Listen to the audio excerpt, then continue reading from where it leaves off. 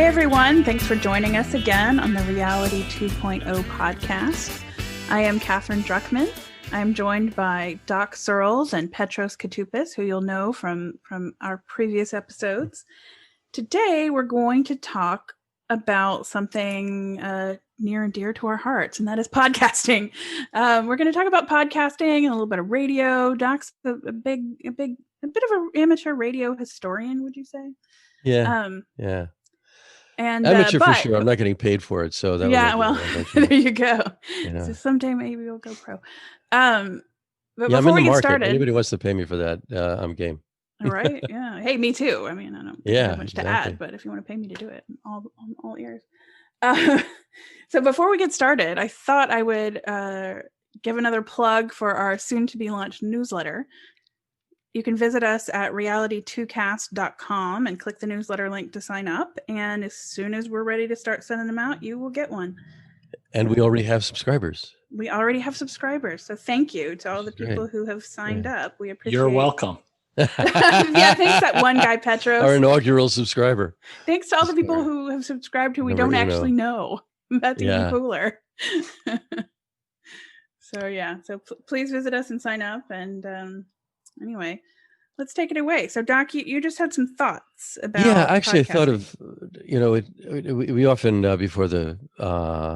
before we record on Fridays, we sometimes just share thoughts about this or that. And actually part of the idea behind this, so the idea I had was radio versus podcasting, which is a little bit at this point of Bambi versus Godzilla, or more like dinosaurs versus asteroid, because it's not a contest, even though radio as an incumbent medium is still thriving and it's still there and it's probably going to be there for decades more. But the action is all on the podcasting side and it's early. And so, one of the thoughts I had too was, what kind of podcast could we do where if you listen to it 6 months or a year from now is still valuable? I mean, a problem I have with a lot of podcasts, especially the sports ones, and I am a big fan of sports podcasts, I'm a sports fan, is that they get old, they get stale very, very quickly. And there's some that don't, but a lot do. And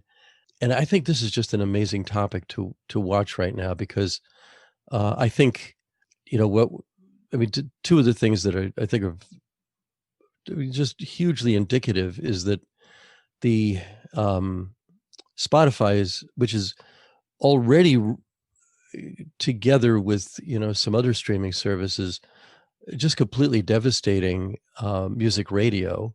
On the talk side of radio, podcasting is ruining the talk side of radio, to the point where, and so is YouTube for that matter, which is kind of like podcasting with pictures. That there are a number of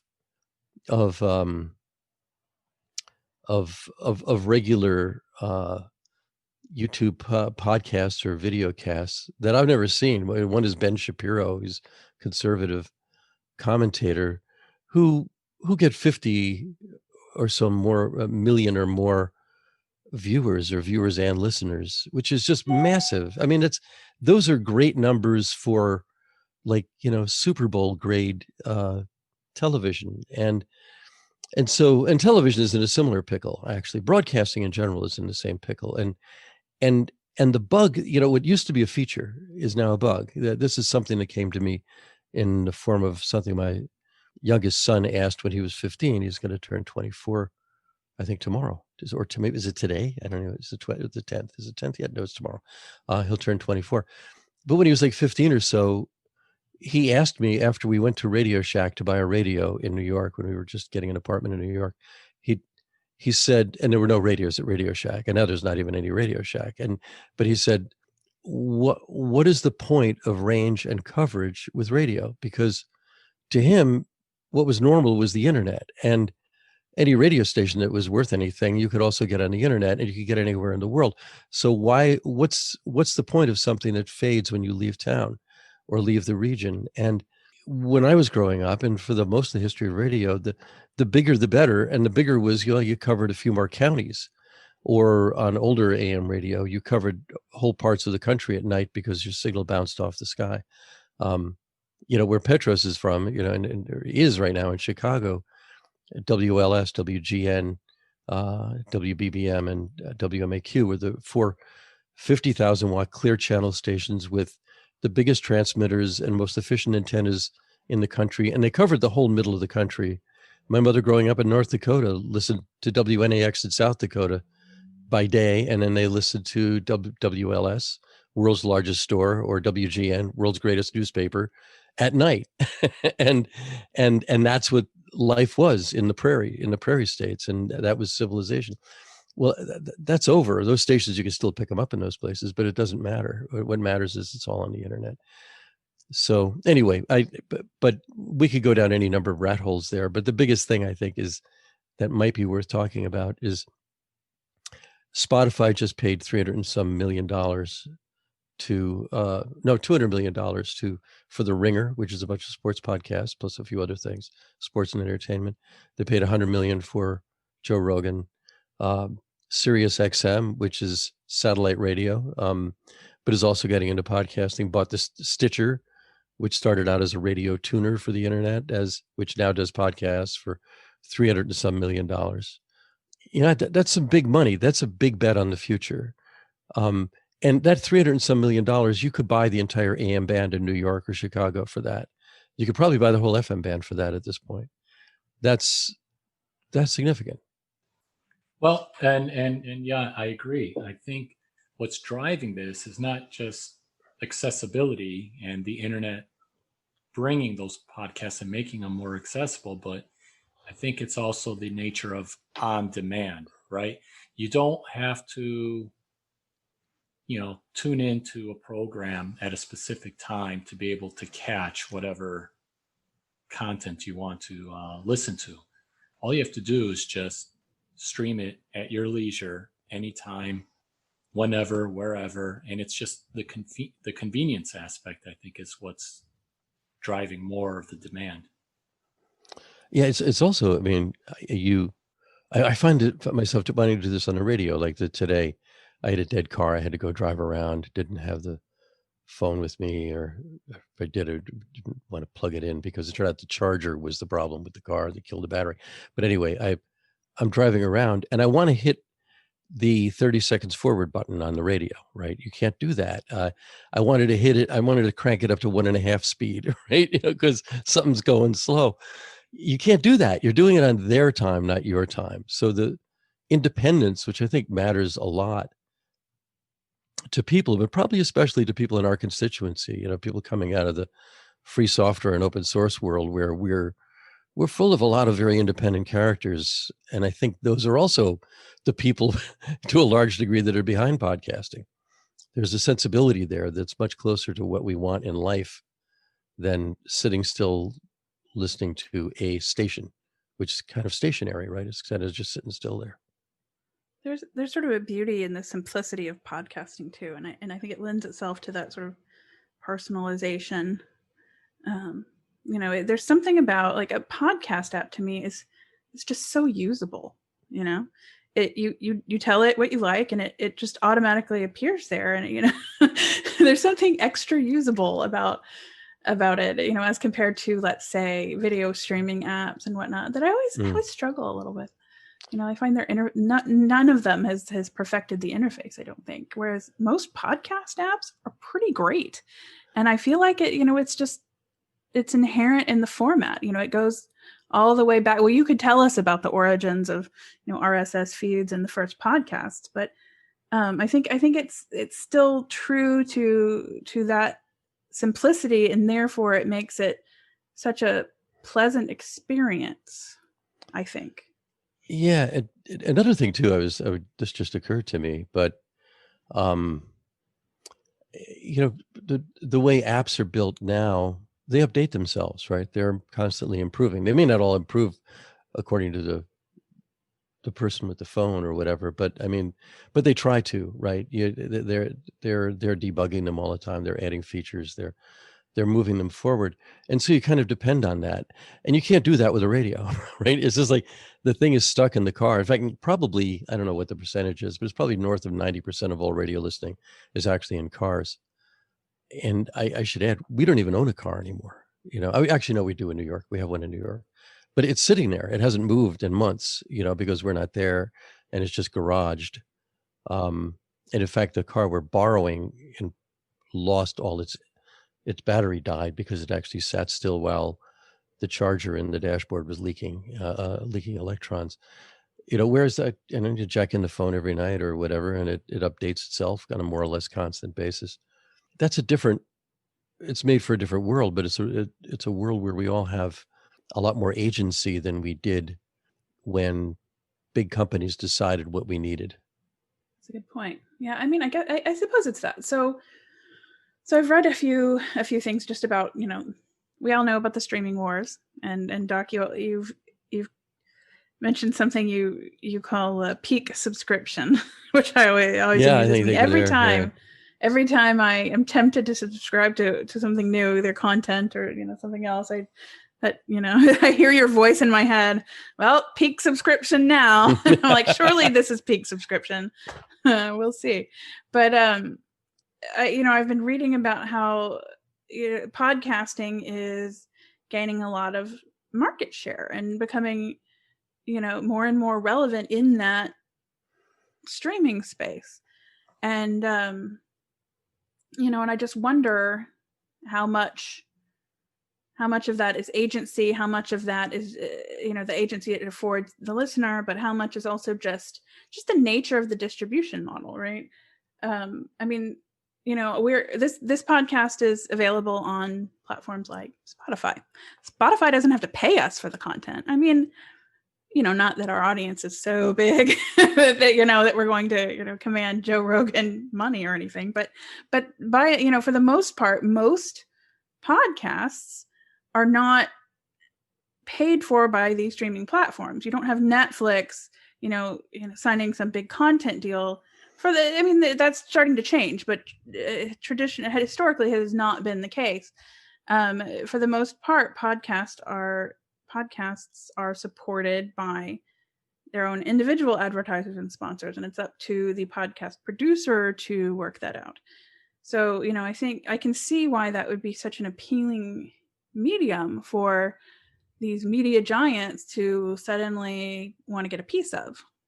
Yeah, I mean, I think it's just really super early, and I was thinking that I mean, and there's also like there's a lot of division going on within the podcasting world. I mean, even in my own life, I'm in another podcast that's commercially supported, and I read ads on it, and the first 6 minutes are to a significant degree just advertising and promotion. But I mean, and Joe Rogan's podcast, I mean, you just skip the first 7 minutes, right? He tries to make it as entertaining as he can, but the first 7 minutes or so are ads. It's the same with Mark Maron and some other popular podcasters. I rather like that this one, at least so far, is free of commercial considerations or interruptions. I wouldn't be close to it. Actually, I like sponsorship as an idea. But the important thing to me is that, I left radio in almost 40 years ago when I was fired for the last time, and and I was, and nobody wanted me back, and by nobody I mean none of the 3 or 4 stations that were around, and for that matter, 2 newspapers, were interested. They were full. They had enough people. It wasn't that I was bad. It was just that they were busy. And there weren't many opportunities. Here it's infinite. I mean, we could do a podcast. We could do another one. We could do 5 podcasts if we wanted to, and any person. I mean, this is so great. This is what's podcasting is going through something now that blogging went through in the early 2000s, which is the realization that anybody could do this. And that was a wonderful thing. And I think it's a wonderful thing again now. And there's, so here's a quick story. So back when comedy clubs were exploding in the early 80s, there was a big thing. And I think it was either Milton Berle or Alan King or one of the big popular comedians of the time. He said 20 years ago, there were 100 comedians and 5 of them are good. Now there are 5,000 comedians and 5 of them are good. But that's not true here. There are a lot of great podcasts, Yeah. There really are. Well, Sure. you raise a good point, and that is, anybody and everybody can do podcasting, and it just it takes me back to the early days of blogging, where anybody with access to the internet and access to some sort of blogging platform, whether it was something they developed or something that they downloaded, all of a sudden became a news reporter, right? Yeah. It's sort of, they were able to blog about something, and over time, the quality of news reporting,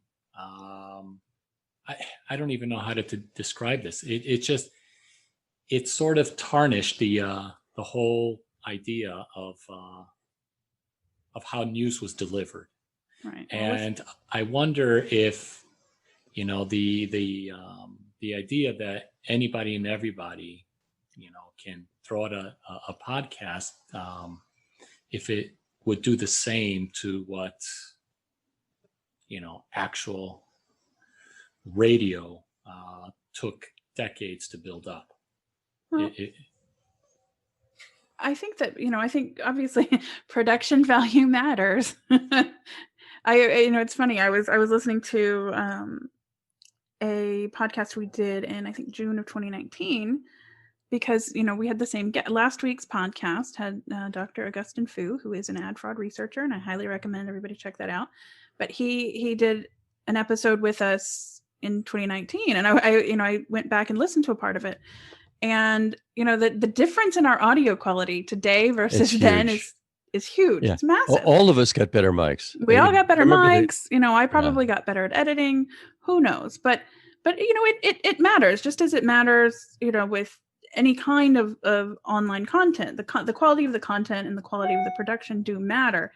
And while, with such a low barrier to entry, I suppose, yes, there would be a concern that the world would become flooded with low quality content. But at the same time, I mean, it's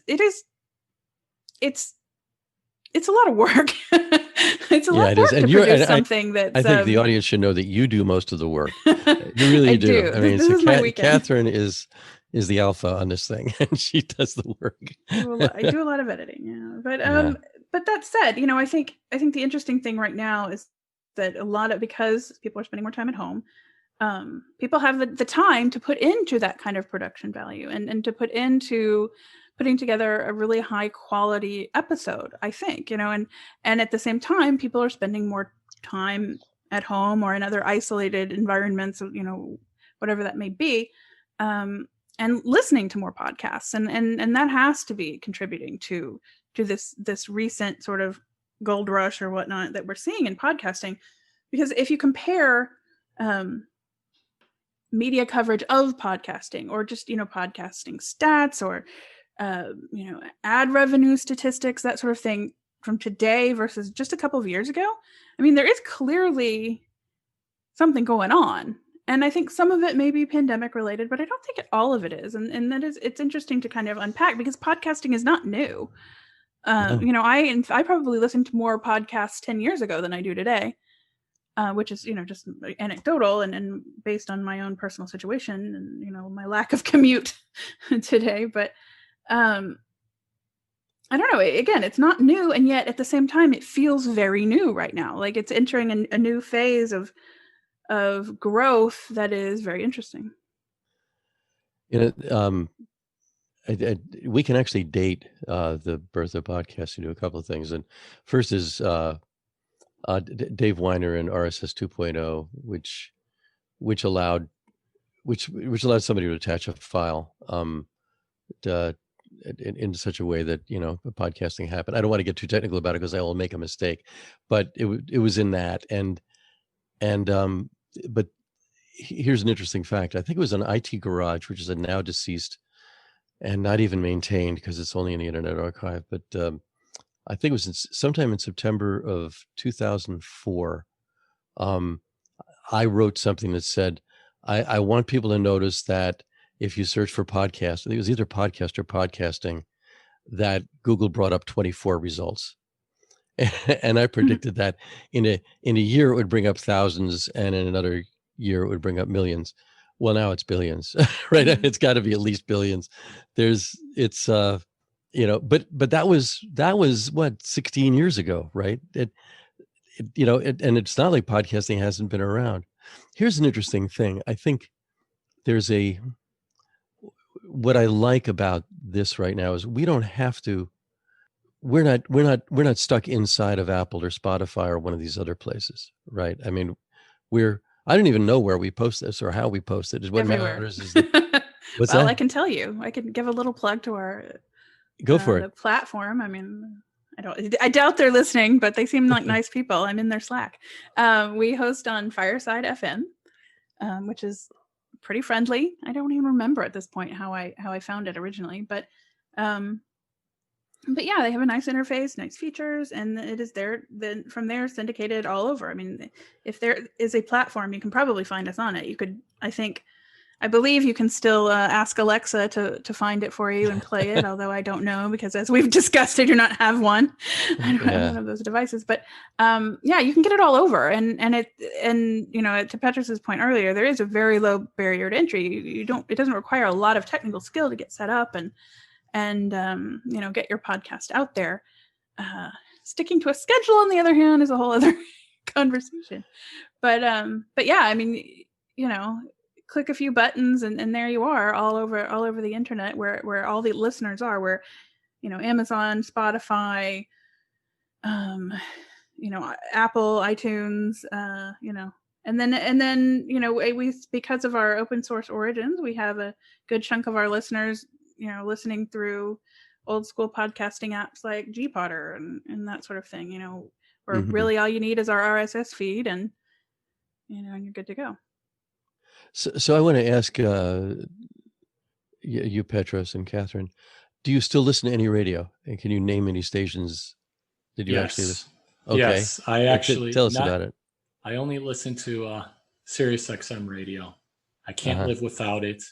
And it's the only thing that gets turned on in my car. And as far as stations are concerned, I mean, just like, the idea of podcasts, the thing that I enjoy about XM is that there are so many stations out there, so many that cater to my personal preference and interest, specifically with music and news. So, if I want to listen to something that is, harder rock or metal, there's Lithium. There's Sirius XM Turbo. There is Octane. There is Ozzy's Boneyard. I mean, there's a dozen, right? And now there's an Eddie Van Halen channel. One of the channels is the all Eddie Van Halen channel right now. Oh yeah, I'm sure that came up probably as soon as a couple days ago, right? Yeah. And there's one, the Beatles channel, because it's John Lennon's 40. He'd be 80 this year. He died at 40. Wow. He died at age 40. He'd be 80 now. I know it's not conceivable, but but they're devoting the whole weekend of the Beatles channel. They have a Beatles channel to that. I mean, they got 200 some channels. They got several on the left, several on the right, 5 or 6 or 7 sports ones. They've got public radio ones, and they have Howard Stern. And I mean, I got it for Howard in the first place. I was a Howard Stern fan. But for the rest of it too. But I got Sirius rather than XM back when they were separate, because not just because of Howard, because Sirius also had NPR and some other public radio, whereas XM did not. But the interesting thing is I don't have a radio.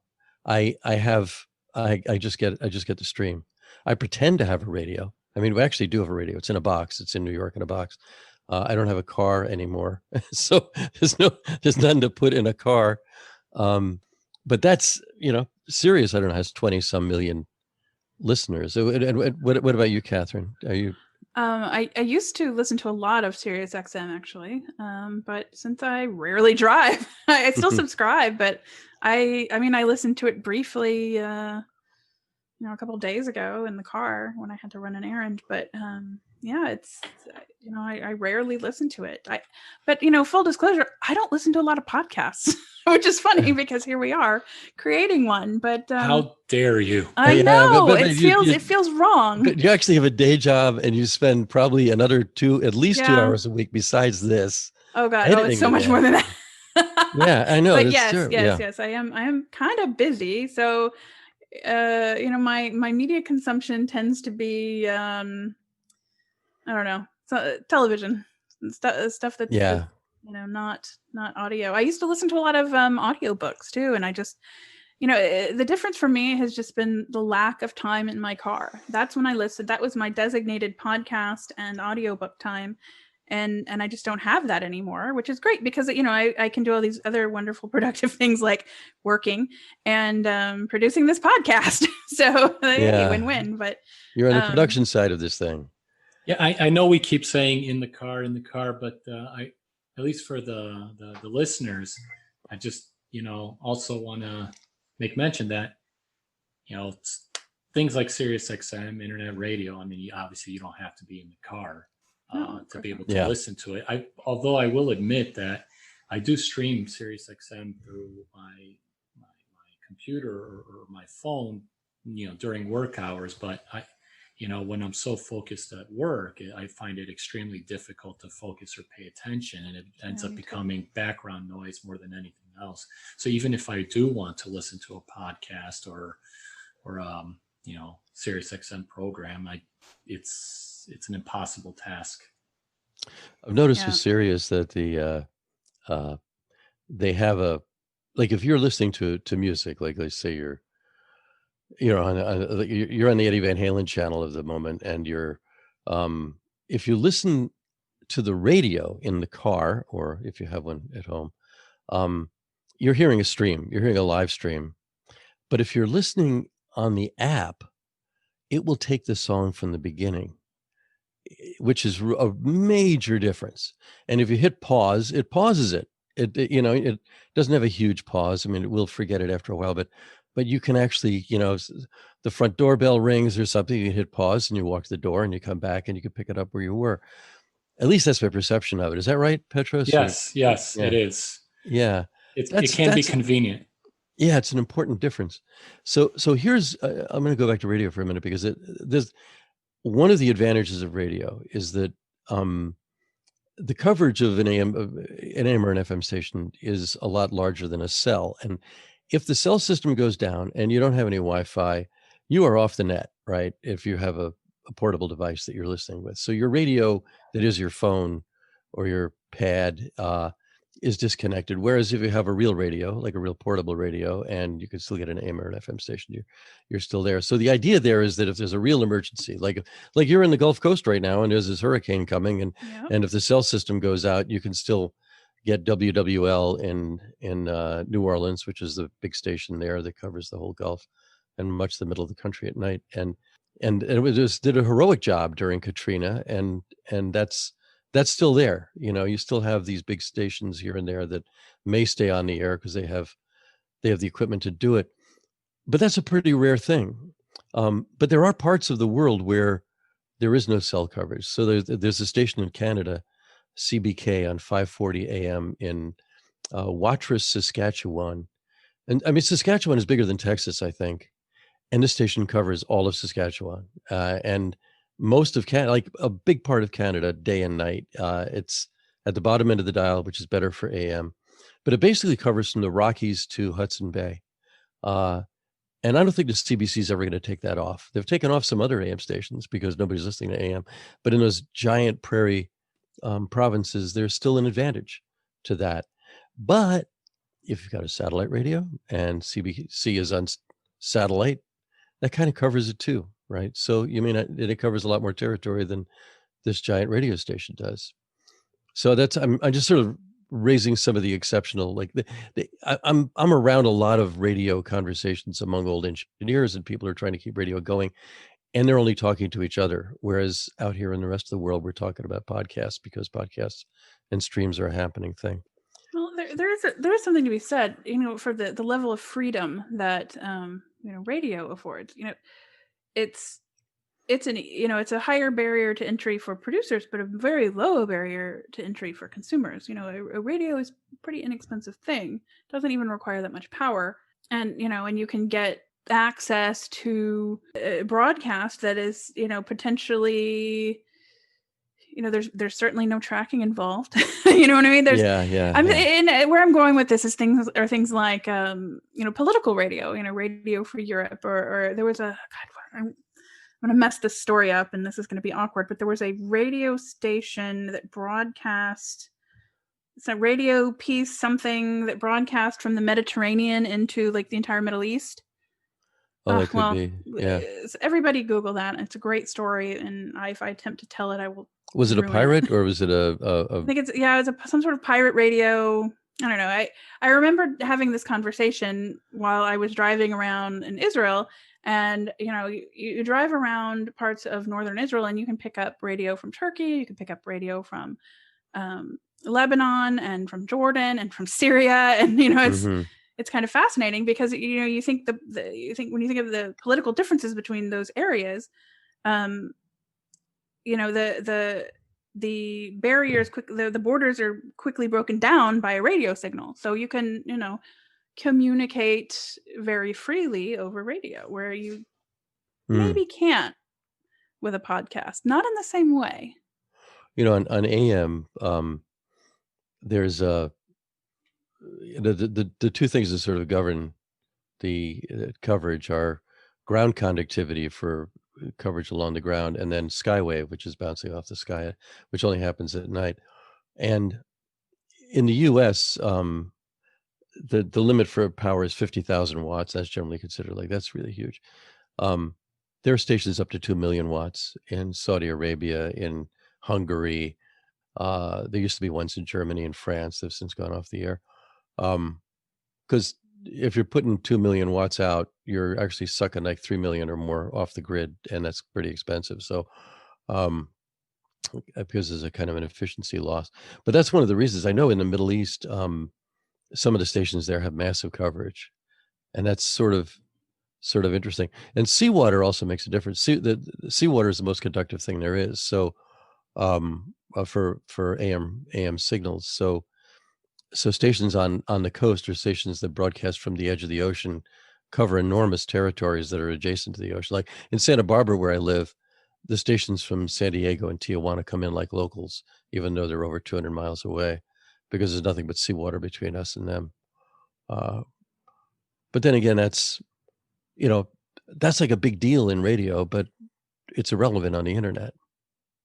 I'm over here looking. The Voice of Peace. That's what it was called. Voice of Peace. Hold on. Let me quickly read this the Wikipedia entry, and maybe I can actually tell the story effectively.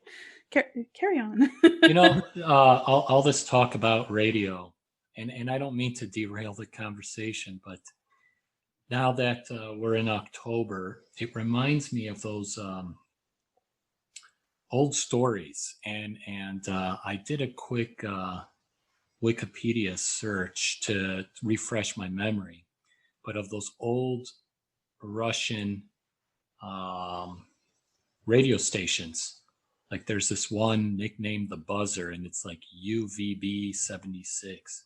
It still broadcasts from either from or before the Cold War, and it'll send like specific buzz tones on across various frequencies, followed by like a ghostly, creepy voice that to this day I don't even think they can isolate where that transmission is even coming from.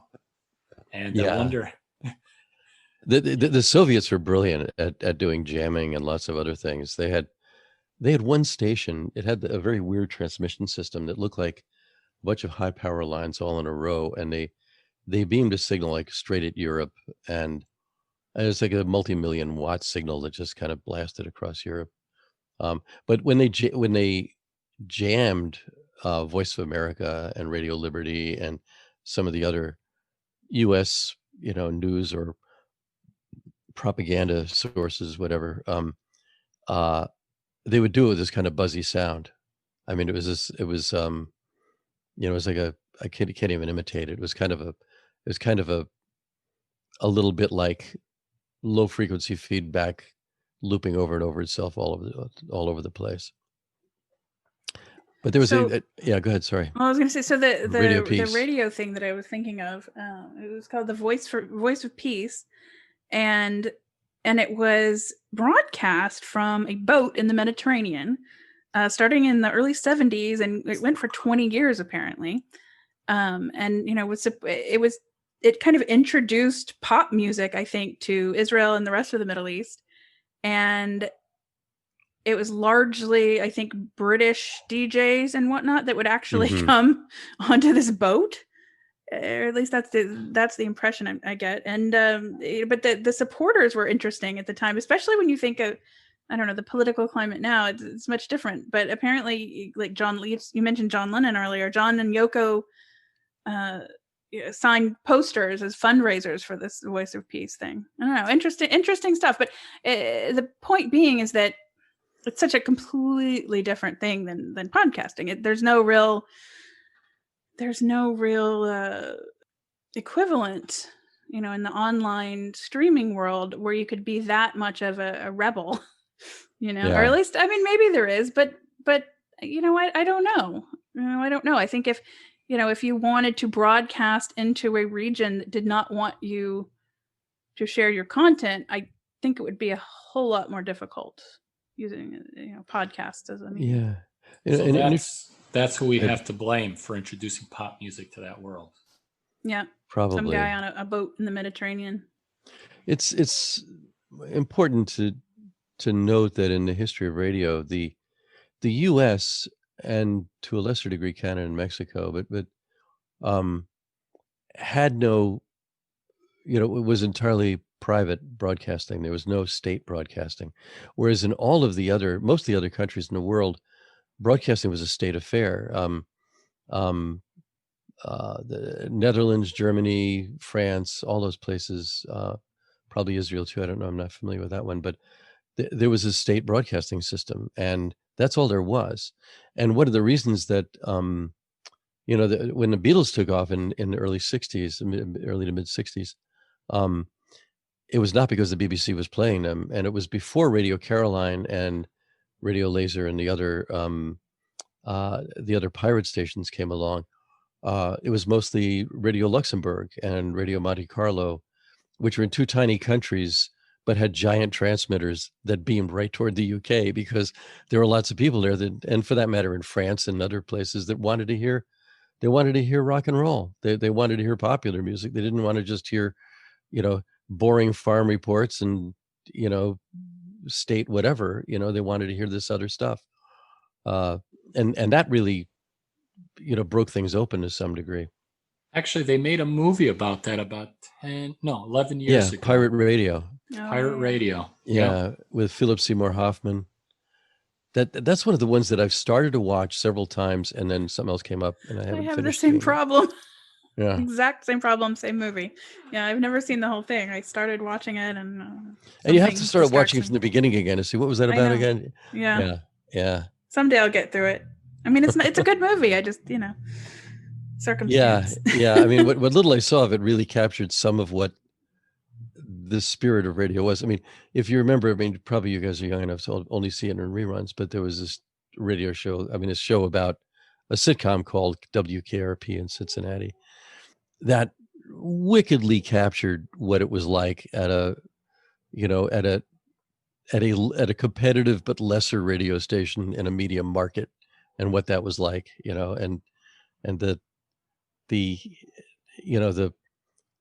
sales manager who always had plaid pants and was a bit of a jerk, and the station manager who really was a dope but kind of sweet and lovable, and the owner who was something else entirely, and the impossibly gorgeous girl that sat at the front desk, because you always had to have one of those, who was actually the highest paid person at the station or something like that. I mean, it was, and the characters that were on the radio itself, it was, and those are the days. I mean, it was fun to be in radio in those days, which I was only briefly, but it was a crazy time. It was a fun time, but there's nothing like that now. Yeah. We have to make do with, podcasting from our various spots around the country or the world.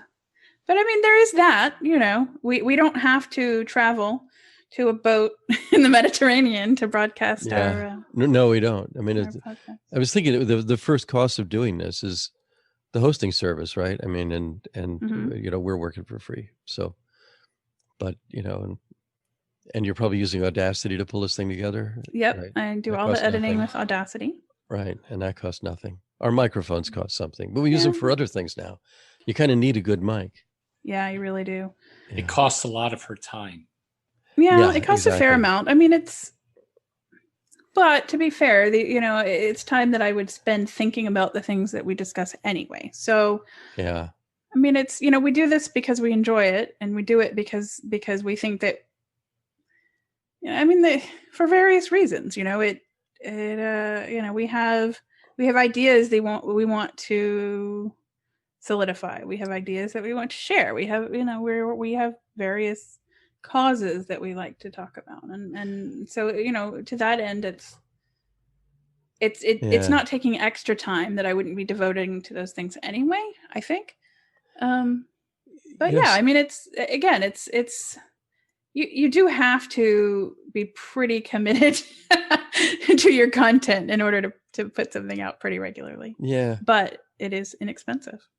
So somebody had your actually Petros's point about your time, because you're spending the most time with this,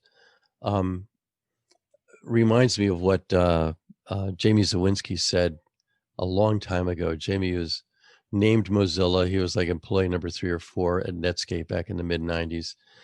And now for many years runs the DNA Lounge in San Francisco. He's really a, you know, he's got a physical place people come. And I don't know what he's doing right now, but he actually has a blog, and it's at jwz.org, I think, for Jamie W. Zawinski. He's very witty and very smart, and a great guy who I've not seen in many years. But he had this one-liner, which is so wicked and right. He said, "Linux is free if your time has no value." Exactly. And that's and it's sort of that principle applies to many other things, right? That everything that's free, and you know, our time does have value, and sometimes there will, you know, a lot of us want to invest the time into a code base or to maintaining code or to doing something else that has no immediate monetary reward but does have value. And I think what we're trying to do here does have value, or we would not invest the time that we do in it, right? Yeah. Someday we'll change the world. Yeah. Maybe a little. I think we do. I think we do all the time. I mean, too. I have. You know, if we introduce, you know, something useful, be it privacy or security related to somebody, and it helps them avoid something unfortunate, then that seems like a pretty good trade-off. But then, you know, to be fair, and I wonder if this is true for you, Petros, too. The work that I do that I actually get paid for is work that I would do for free. Like if I could, I would just do. I mean, it's what I would do anyway. It's, you know, I frequently wonder, like, how did I get that lucky? You know, that somebody is willing to pay me to do some things that I will. I mean, don't tell them, but I would. I think I would. But but yeah, I mean, that's what you said about open source software. The cost is just, you know. Yeah, I've done effort. I've invested many hours of my personal time to write, you know, open source code, contribute back to projects, and it's stuff that I would not have. I mean, I gladly did it for free. I mean, it would have been nice to have gotten paid for it, but yeah, now that I'm working for a company and maintaining open source code, I mean, that's also nice. Would I do that for free? Yeah, I've already done similar things for free, but I get what you're saying. It's been quite an adventure. Yeah, and it is just, to me, that makes the line a little bit more blurry, you know, as far as what amount of time I'm willing to put into other things that are just hobbies. To me, it's just it's all time, you know, as long as I, you know, figure out how to pay the bills. The thing the with rest time is just The what time it is you is. have to spend it, right? I mean, you have to spend it anyway, right? Yep, That's exactly. The time is going to pass, yeah. whether you do something interesting or not. I'd rather spend it drinking scotch. That's a good idea. That's a good idea. You're Well, closer. You're close to the time of day for doing that. I mean, you're in Chicago. You guys, we have two people in the Central Time Zone. We got one in the yeah, Pacific. we're basically at Scotch time at this point. It's That's the great thing about recording on Friday evenings. Yeah, it is actually. You kind of look forward to doing that. it's beer o'clock somewhere, right? Yeah, It's beer o'clock. Exactly. Well, somebody came up with the term Blur's Day because in time of COVID, everything is a blur. So every day is Blur's Day, and people work on weekends now because, well, what's the difference? Right? yeah. What is the I'm home. difference? I've got stuff to do, and I'll just do it. Right. So Yeah. that's our life. So it is. Yeah. So that's my weekend. So that's our weekend. So maybe here's an invitation to, and we can maybe move toward closing with this is, for the newsletter or for anything, write to us, get, sign up, whatever it is that we do. And of course, Katherine set it up. So I don't even know how it works, but let us know, let us know if this works for you, and how it works for you. And if you disagree, or if you want us to cover other stuff more or how, or what, we're glad to do that. We're here for you, and not just for us. Yeah, cool. I like it. Yes, go sign up. There's also a contact form, which people use occasionally, which is actually really nice. We like hearing from people. So yeah, reality2cast.com.